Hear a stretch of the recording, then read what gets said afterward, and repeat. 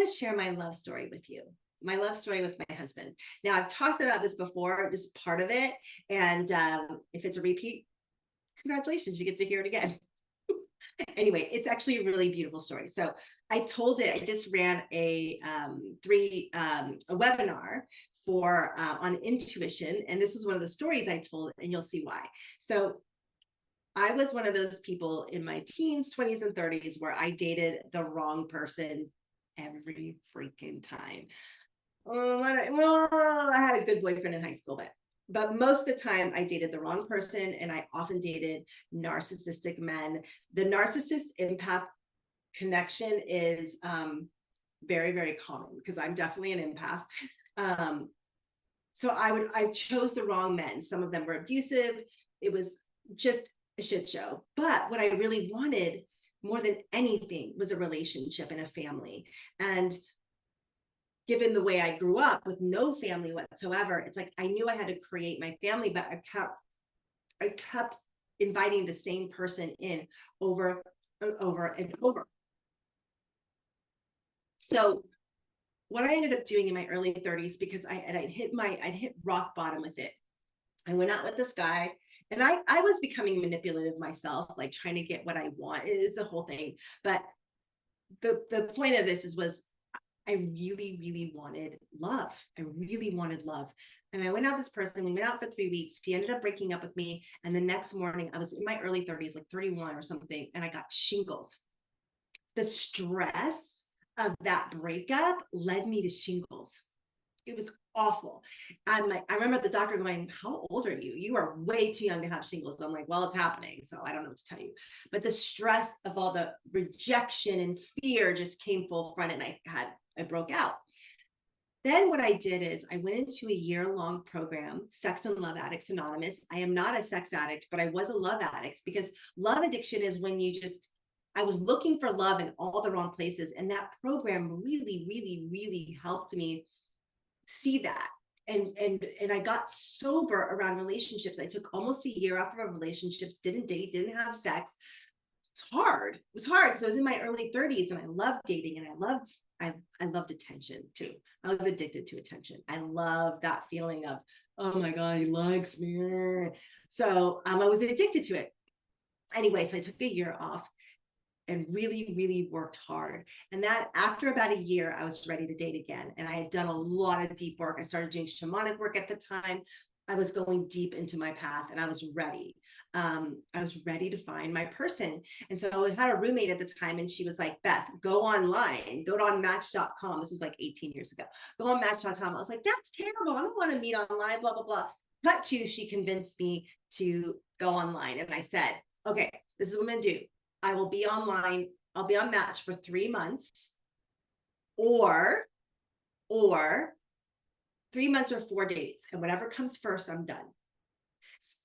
So I met my husband on the 4th date. And here's the thing. The first 3 days were terrible. Here's the thing. Every time when I made my profile, when I went online, when I went to go and look for him, I merged with my guides. I got very intentional. I was filled with light. I had like a little spotlight off my head that I would imagine going, "I'm looking for you. I'm looking for you." And I was, like I said, very, very intentional. Now, my husband did not come in the package that I thought. He did not fit my type at all, but he was the one. He was the one. So we went on our first date. I'm not going to go into every detail. And we hit it off. Cut to 3 months later. So when you're with someone and they're starting to get scared, like you're dating and you're like, oh, they're starting to pull back. They're starting to get scared. This is what was happening. He was starting to pull back. He wasn't communicating as much as he did. He wasn't as engaged with me. And I remember thinking, oh my God, he's going to break up with me. Like, he's in that fear space. And I just was like, I can't handle this. I thought he was the one. So we went on this hike down a gorge with this waterfall, beautiful in the middle of the mountains on Mount Tam in the Bay Area.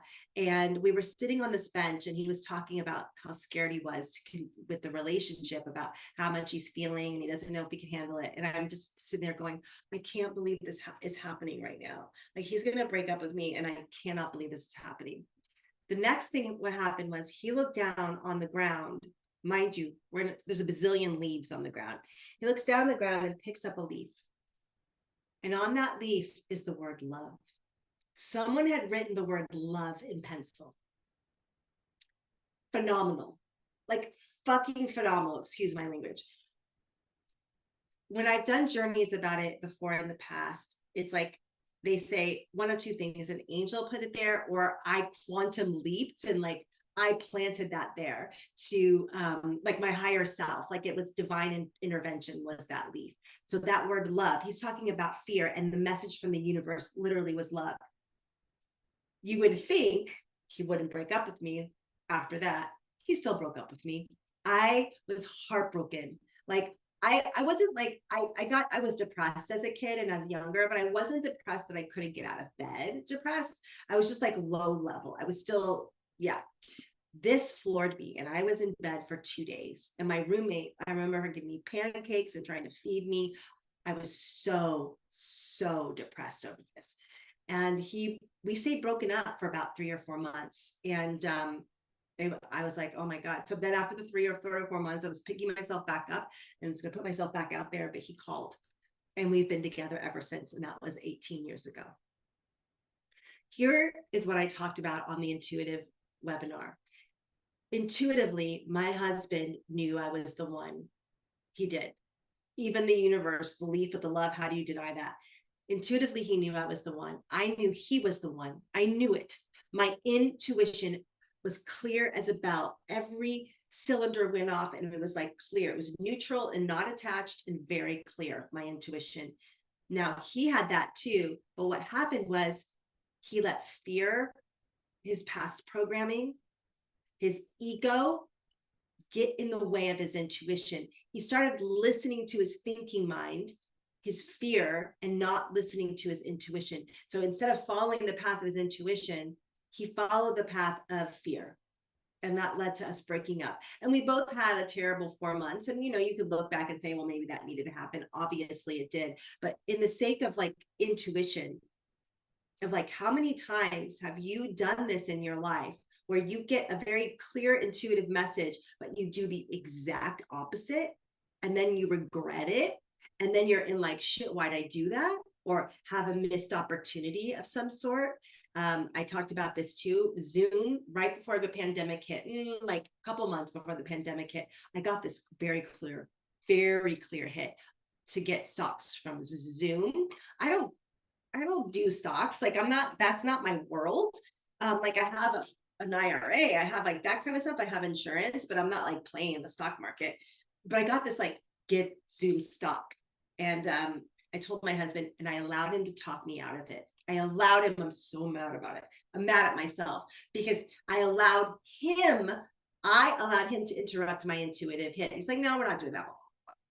Cut to, we would have, the Zoom stock skyrocketed after the pandemic. And I was like, I knew it. I freaking knew it.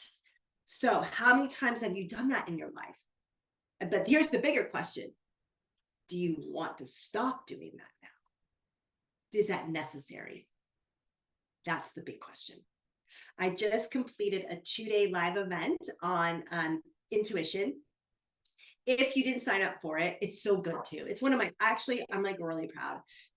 The people that came to the event and watched the replay got a lot out of it. I'm so excited about it. So if you did not sign up for it and you still would like to watch it, we go into personality styles. I talk about the ways in which why do people ignore their intuition and what to do about it, and personality styles and how your specific personality style is either helping or hindering your intuition. So if you would like to get that replay, I'm happy to send it to you. Just respond to this email and I'll send it to you.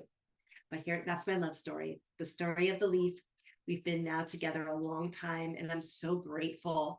I'm so grateful that I followed my intuition, did the work beforehand, because if I had kept going and like dating the same narcissistic man in a different body over and over again, who knows? I wouldn't have my beautiful daughter who's off to Germany to see Taylor Swift. All right, my name is Beth Osmer, and I will see you on the next